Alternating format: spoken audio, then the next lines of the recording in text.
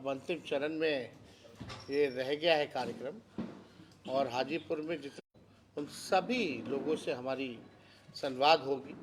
Party को और कैसे संगठन को मजबूत किया जाए, विचारधारा को और जन जन तक कैसे पहुंचाया जाए, इसके लिए हम लोग सब लोग यहाँ सर हम लोगों को पता चला कार्यकर्ताओं ने जो दिया, क्योंकि अलग अलग लोकल इश्यूज जो होते हैं, स्मार्ट मीटर से लोग परेशान हैं, बिजली के बिल से लोग परेशान हैं, लैंड सर्वे जो हो रहा है उससे जो है लोग परेशान हैं। और इन सारे मुद्दों को पिछले बार भी हम लोगों ने विधानसभा में उठाया था और आगे भी जो सत्र बजट सत्र आएगा बिहार विधानसभा में, इन मुद्दों को हम लोग उठाएंगे। लेकिन उसी फीडबैक के अनुसार हम लोगों ने तय किया कि अगर हम लोगों की सरकार बनेगी तो माई बहन मान योजना के तहत 2500 रुपये हर प्रति माह महिलाओं के खाते में हम लोग देंगे और 200 यूनिट फ्री में बिजली देंगे।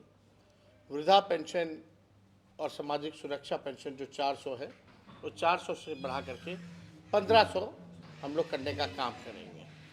गैस सिलेंडर की भी बात आई है, बहुत महंगा है, चूल्हा जलाना गांव में मुश्किल हो गया इस महंगाई में, तो उसको भी बात हो रही है 500 करने की।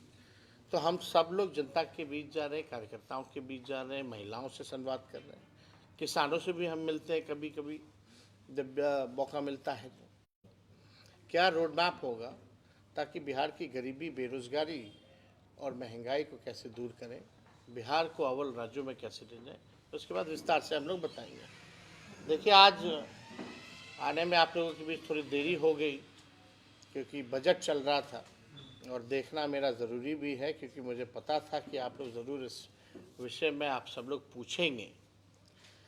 बिहार को हमेशा से मोदी सरकार ने ठगने का काम किया है, डबल इंजन की सरकार ने ठगने का काम किया है।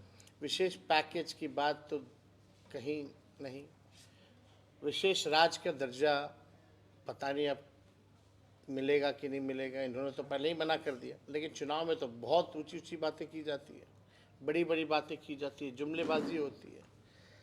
जो आज का बजट है, बिहार के साथ कहीं ना कहीं से खिलवाड़ किया जा रहा है, सौतेला व्यवहार किया जा रहा है। और जो पिछले बजट में जो बात आई थी उसी को दोहराने की बात इन लोगों ने किया है। ये बजट मेरा मानना है गांव, ग्रामीण और गरीब विरोधी, उसका बजट एलोकेशन कितना होगा कहीं कोई जिक्र नहीं, केवल जुमला और हवाबाजी। बीटा का हम लोग जब कैबिनेट थे तभी हम लोगों ने 15 में जब सरकार में आए थे तभी बीटा के लिए हम लोगों ने अतिरिक्त ज़मीन लैंड ऑक्यूपाइड करके हम लोगों ने अथॉरिटी को, एयरपोर्ट अथॉरिटी को दिया। अब तक उसका काम शुरू नहीं हुआ है। तो ये केवल जुमलेबाजी। ट्रेन रेल का भाड़ा महंगा होता जा रहा है, इसमें कहीं कोई राहत नहीं। पहले जब बजट आता था तो रेलवे का अलग आता था, अब तो रेलवे को ख़त्म ही कर दिया गया। और हाजीपुर तो सेंटर रहा है इस चीज़ का, आप लोग सब लोग जानते हैं। लोग इच्छुक होते थे कि भाड़ा कम होगा कि बढ़ेगा, कौन सी नई गाड़ी मिलेगी, कहाँ हॉल्ट होगा, कौन सा नया ट्रेन चालू होगा, कहाँ गया वो सब। तो देखिए, ना बिहार को कुछ मिला है, ना ये देना चाहते हैं। ये केवल जुमलेबाजी है। और बिहार का चुनाव आएगा तो मीठी मीठी बातें होंगी लेकिन काम की बात नहीं होगी। बजट का मतलब नहीं तय कर पा रहे हैं, जो अनाउंस कर रहे हैं, घोषणा खाली कर रहे हैं। ये तो वही पुरानी बात है।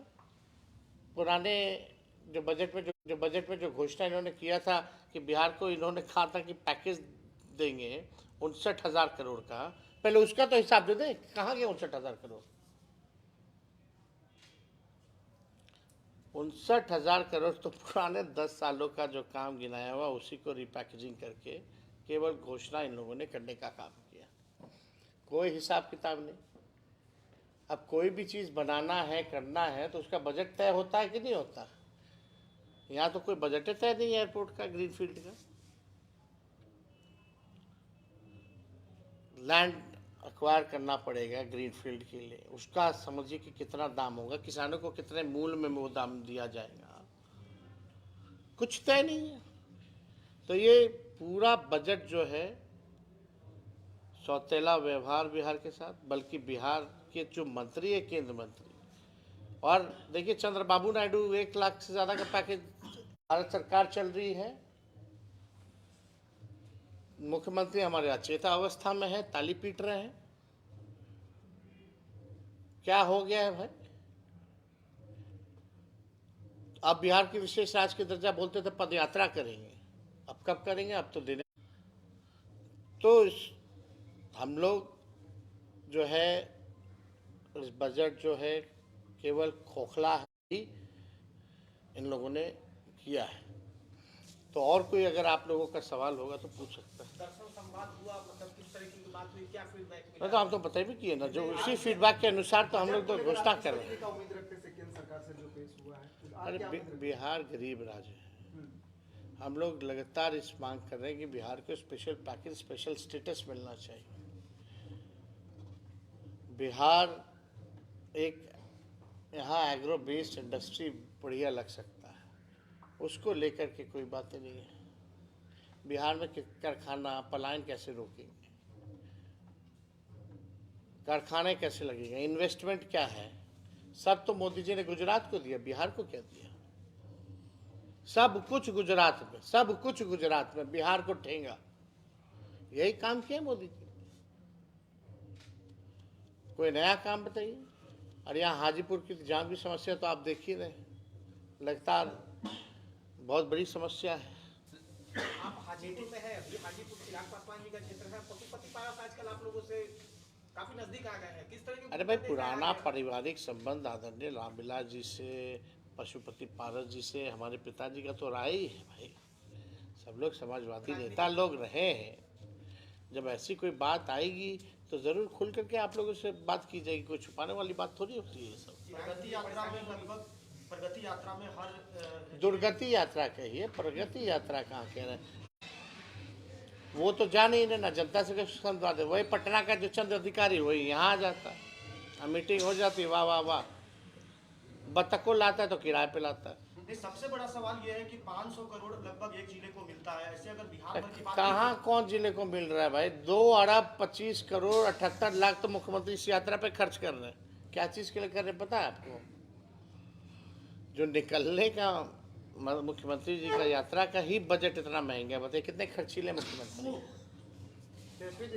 अब एक आखिरी सवाल, पीएम मोदी ने कहा कि गरीब और मध्यम वर्ग के परिवार के ऊपर जो है कि लक्ष्मी जी का कृपा बना रहे। बजट से पहले पीएम मोदी ने यह बयान दिया। क्या पीएम मोदी ने यह बयान दिया है कि गरीब और मध्यम वर्ग के ऊपर लक्ष्मी जी का कृपा बने रहे, ऐसा उन्होंने कहा है, और लक्ष्मी मंत्र भी पढ़ा है। क्या बजट से पहले उन्होंने कहा? देखिए, हम लोग तो यही बड़े हुए, हम लोग तो यही प्रार्थना करेंगे कि उनकी आत्मा को शांति मिले,